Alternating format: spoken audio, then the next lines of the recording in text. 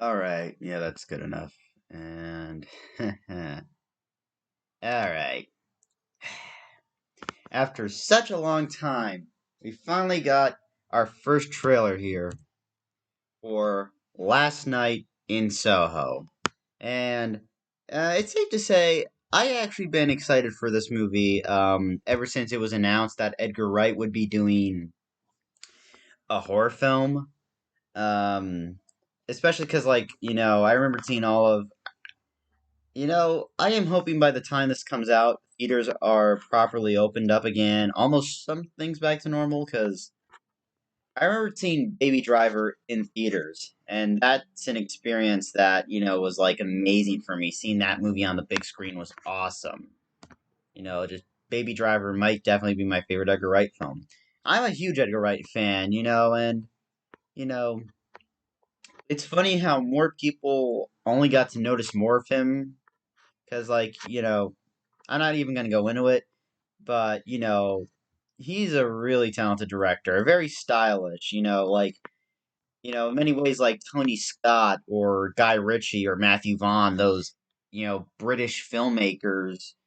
British filmmakers, in my opinion, English filmmakers are more talented than American filmmakers because they know style.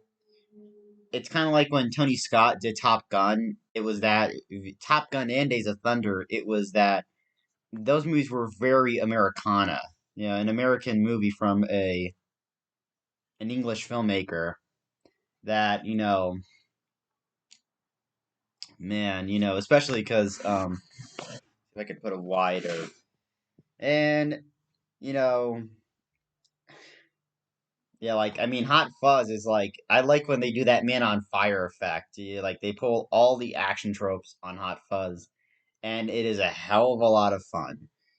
You know, Just all of Edgar Wright's movies are like perfect films, in my opinion. All of them are perfect, and I do know that Scott Pilgrim is actually going to come out on 4K. I'm actually really wanting to pick that up. I actually have to get. I wish I could find like a good deal on like all of Edgar Wright's films, so like I can have them all in 4K. So like the Cornetto trilogy, Scott Pilgrim and Baby Driver. So yeah. And I've actually been excited for this film ever since it was announced that Edgar Wright would be doing this movie. And I think this was filmed in 2019, like most films. And this was supposed to come out last year, but given the full effect of the pandemic, it was delayed constantly, which pissed me off. But it was like, now we got our first trailer here, and yeah, official teaser trailer, by the way. And yeah, I am sure as hell excited for this. And I think, for example, now I'm starting to see that, movie theaters are starting to return to normal. Um, I hear A Quiet Place is just as good, if not better, than the first one. So, actually, I don't remember. Yeah, I hear it's just as good, if not better. So, I'm really excited to check out A Quiet Place Part 2. Hopefully one day I will. It's just theaters. Yeah. But anyways, we got here last night in Soho. Theaters October, right around the Halloween season. I'd definitely check it out. I only really go to the movies like once a month. I used to go once a month, but then pandemic happened and we all saw how that turned out. So, unmute, let's watch.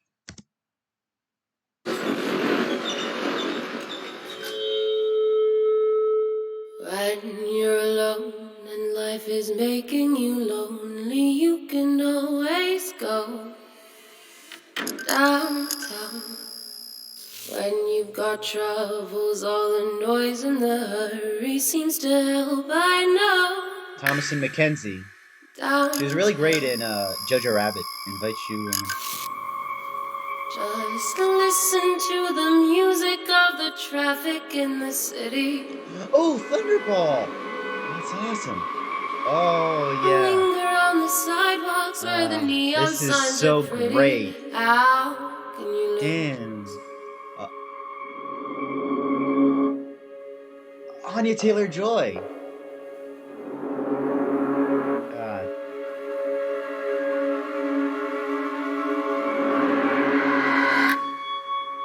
The lights are much brighter there. You can forget all your troubles, forget all your cares. So go downtown. Things will be great when you're downtown. You'll find a place for sure. Downtown. Oh, hold on, I want to go back. It's got that film look to it. Everyone's waiting for you. It's really great. Awesome cinematography. Everyone's waiting for you. Yes. Oh, yes. Do you believe in ghosts?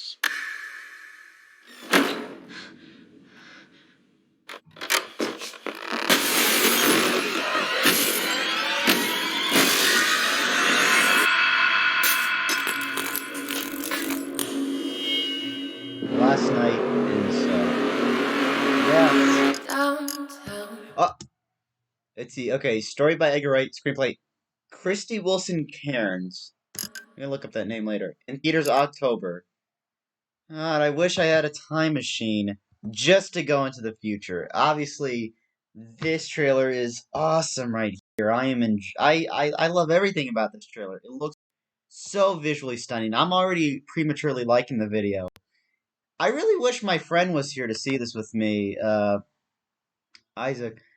You know, it's just and he's a huge Edgar Wright fan. One of my friends, one of his favorite films is Scott Pilgrim vs. the World. I want him to see this trailer. I wish I could show him this trailer, you know, and I want to see how he reacts to because this trailer, yeah, this is definitely going to be a big hit for Edgar Wright. Because yeah, I'm already going on. I'm going on Wikipedia and IMDb. Last shit, I put the caps lock in. Last Night in Soho, 2021 film. I'm already opening all the pages. Alright, let's see. Last Night in Soho, Wiki, Last Night in Soho. Everything is looking so freaking awesome. Alright, is an upcoming psychological horror film directed by Edgar Wright. So I think this is his first non-horror film. Dude, this poster just I'm glad they've held off on releasing this online because this looks like an only theater experience. I will watch this. I'll probably make this my mission to see it in the theater. It's like, man, it looks so damn good. And yeah, see, Christy Wilson Cairns is a Scottish screenwriter, filmography. The screenwriter of 1917, and she was also nominated an Academy Award for Best Original Screenplay. And she's also the staff writer on Penny Dreadful. So yeah, her first film was 1917. To write that, to follow up 1917 with this is just awesome. The Good Nurse. Mm. Sorry, I got a piece of cake here. Scottish screenwriter and awesome. Like let's see, Matt Smith, Doctor Who. Yeah, right. The 11th Doctor. Let's see, and physical embodiment of Skynet. Oh, and Terminator Genesis. So yeah, we got the 11th Doctor. Oh man, I just read this here now. Diana Rigg, freaking Tracy Bond. I'm sad that Diana Rigg is no longer with us. She was really great in On Her Majesty's Secret Service. That movie is underrated as hell. I actually saw it last Christmas and I'm like, wow, this is better. My only real complaint about that movie is that it's 20 minutes too long. And when you look at that movie, it was like the longest film in the series. A young woman who's passionate about fashion design mysteriously enters London in 1966, where she encounters her idol, a dazzling wannabe singer. Yeah, so like Diana Rigg, it's gonna be her final film. And Margaret Nolan, um, she was in Goldfinger, if I remember correctly. A Hard Day's Night. Um, Wow. I mean, for this to be both of them having their final film, like, you know, yeah, I, I got to see which one. I think it was Thunderball. Not one of my favorite Bond films, but somewhere along there, I wouldn't really call it my favorite. For me, the best of the Connery films were for me Doctor No and Goldfinger. So, if she was in Goldfinger, who was her role? What was her role in Goldfinger?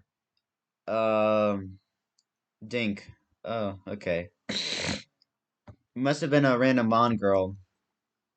So you got two classic Bond girls here, and you also got Terrence Stamp, and you got Jessame Lee in this movie. You've got freaking Alina Starkov. That's amazing, and I've noticed this right here. Cinematographer Chung Hoon Chung. If I look it up, director Park Chan Wook, and other films. So I'm looking it up here.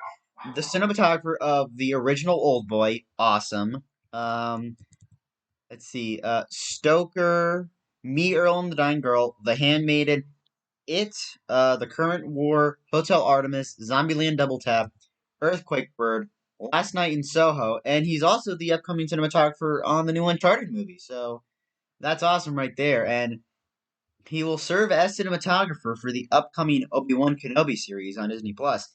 That's awesome right there. Oh, the correct pronunciation is Chung Chung Chung Hoon. Chung Chung Hoon. So yeah, that looks like Edgar Wright's last three films were previously shot by Bill Pope, respectively, if I remembered. Um, if I remember, Scott Pilgrim versus the World was Bill Pope. Um, World's End also Bill Pope. Baby Driver also Bill Pope. And if I'm not mistaken, I think this movie was originally supposed to be made by Sony or something, but I think they sold it. See, uh, Diana Rigg. Rigg died shortly after production had concluded, making Last Night in Soho her last film role. I'm gonna miss her. I mean, the visuals look amazing, and judging by Stephen Price, a usual collaborator, frequent collaborator of Wright's, and this is his fourth movie shot with anamorphic lenses. I mean, with Chung Hoon Chung as the DP, he has a tendency to use anamorphic and spherical, which that's awesome right there. Uh, Thompson McKenzie dropped out of Top Gun Maverick to star in this movie. Yep, shot entirely in London. That's just amazing right there. $43 million on this movie. That's awesome. I'm looking here. So yeah. Some scenes are shot digitally, anamorphic and spherical. I think this is going to be updated soon, but yeah. On film, nonetheless. Look at this. Shot on the Panaflex XL2. Here, let's see, Kodak stock. That's just awesome. I love that Edgar Wright is still one of those filmmakers who still believes in the power of film. I love that he's still one of those directors who shoots primarily on film over digital, and the visuals look awesome on this. And CineLab London. I actually updated a trivia here. I'll show you one of my contributions here. Thompson, let's see. Yeah, right here. Edgar Wright's fourth movie to be filmed in Panavision. So it's like his first. Yeah. Cinematographer also shot the Handmaiden. The first It movie, I will say, it had great cinematography. Compared to the second one. The second one, I really did not care for chapter two, but I think that's because it was a different DP, if I look correctly. Uh, it chapter one. I mean, I really loved it chapter one. I didn't really care so much for chapter two. So I look here. Yeah, Chung Hoon Chung. If I just open the separate page here, uh, it's at IMDb, and yeah, I think it's because the first chapter one was co-written by Cary Fukunaga. Click here, Andres Muschietti, and it chapter two. I look up the DP here. Nearly 3 hour and weaker scares. Yeah, that was the problem. It had weaker. Chico Varese. Okay, so yeah. Um, I'm still here. I'm actually gonna look at how long I am in the video. 15 minutes, and it's just me talking about the style and comparing it. Yeah, chapter one has great cinematography. Um, so yeah, I think maybe that's why they wanted to go with a different style. I understand. For some reason, the comments are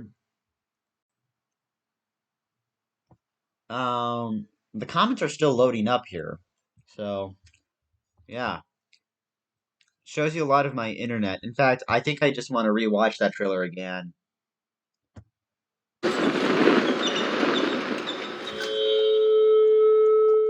When you're alone and life is making you lonely, you can always go downtown. When you've got troubles, all the noise So right here, it's all spherical. I think they shot these scenes with Panavision Primo sphericals. and the hurry It seems looks to great. help. I The color as know well is amazing. downtown. Yeah, so amazing. Just listen to the music of the traffic in the city. Okay, so it was Thunderball. Um, once I was a, I will say, looking back, um, I will say this about Thunderball. It's not one of my favorite of the Connery films. For me, out of the six films Connery did, I'm saying he did six films, all right? Never Say Never Again does not count because that one was never officially made under Eon Productions. Um, I will say, for me, I'd rank the Sean Connery run, Goldfinger, Doctor No, Thunderball, From Russia with Love, You Only Live Twice, and way down here is like, way down on this line is the very mediocre. Looking back on Diamonds Are Forever, it is not good. In fact, I would say that one was really because that one was more of a response to the outcry of fans of the series who were like, why does it have to be a different actor? And in that attempt, and they ultimately treated. I know that Bond movies are meant to be like their own thing, their own separate, stories, but it's kind of like they treated, Majesty Secret Service as a joke. It's like, oh, what? So, because that was always the fallible part of Bond was that, when he tried to settle down, his marriage tragically ended. You know, that's why I really loved License to Kill was because it mirrored that part of Bond. When he sees, man, man, the Timothy Dalton movies are like underrated. I actually have both of them in my collection because I love Timothy Dalton as Bond. I wish he had more runs. So yeah, and now it's anamorphic because of the lens flares right here. I will say, ever since Scott Pilgrim versus the World, Edgar Wright loves using lens flares. I know everyone bags J.J. Abrams for it, but it's like, it depends. I think J.J. Abrams and Edgar Wright can use them creatively. Like, The World's End, those lens flares were used, but from what I know, Bill Pope asked Panavision to kind of like refurbish these older lenses from the 60s that were actually used on, like, that I think was used on Thunderball.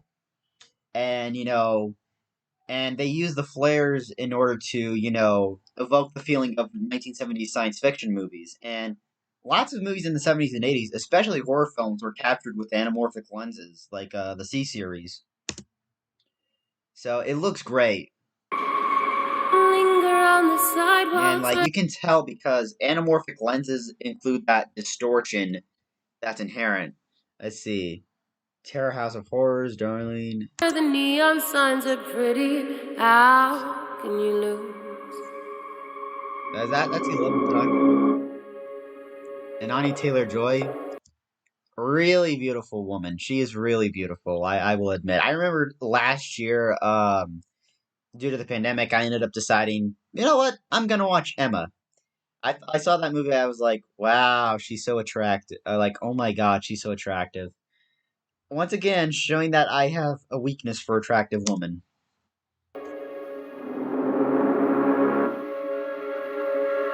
She looks really beautiful here. That's good. I am personally obsessed, like everyone, with mirror shots in movies. The way, how do you erase a camera? That's just impressive visual effects. I always love seeing mirror shots in movies because, I mean, I'm obsessed with them. Everyone's obsessed with mirror shots. So, twirls the hair, wakes up. I'm glad that Thompson McKenzie is getting more well known. Like, I've seen Jojo Rabbit twice, and man, that was such a great movie. She was really great in that movie. Lights are much You know, brighter there. You can forget all your troubles, forget all your cares. So oh, go. that's an awesome transition right You can there. forget all your I love that. The person troubles, wipe, and forget all your. so if I slow down, I'm gonna mute the sound, and actually, I'm gonna go back up front. Uh, normal 25. I like the effect. I love even seeing the person wipes because that's always an interesting side of movies when they, with psychological films, like right here. Okay, it's Anna Taylor Joy, and there's definitely going to be hidden cuts here, but this is a smooth transition here. I want to see if I notice the hidden cut. No, it's really good visual effects editing there for the hidden cut, and then boom, Thomas and Mackenzie. So good. All right, unmute the sound. Oh, Your cares, so go down. like the mirror shots. This if this does not get not, I mean, I'm angry at the Oscars, but I'll talk about it later. Downtown, things will be great when you're downtown. You'll find a place for sure. Downtown.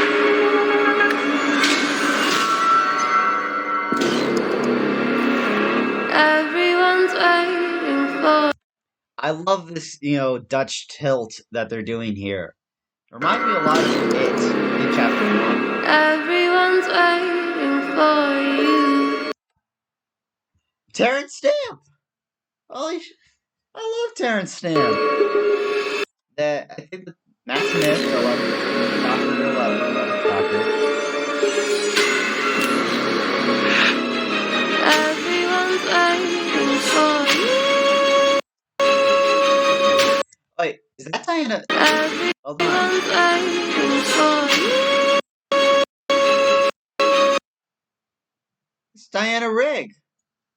I know people, like, I know her as Tracy Bond, and to my surprise, she's also Lady Olenna on Game of Thrones.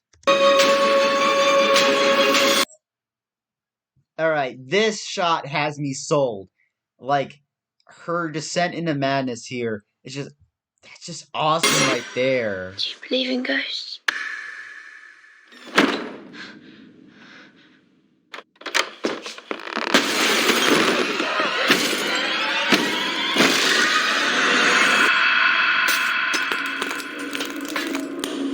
That's awesome right there.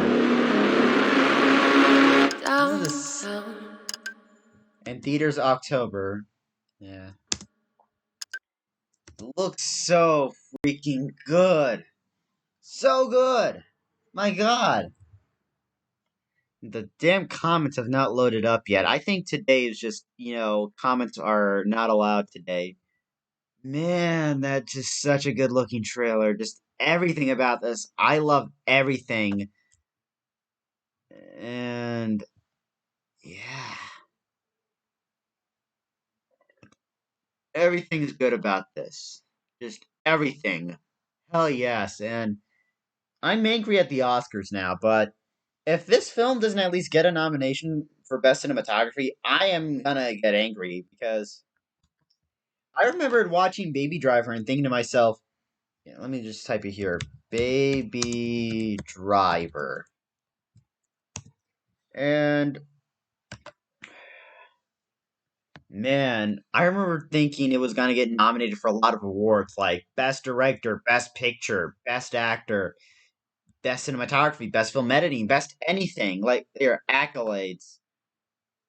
And it only got three. Like, let's see.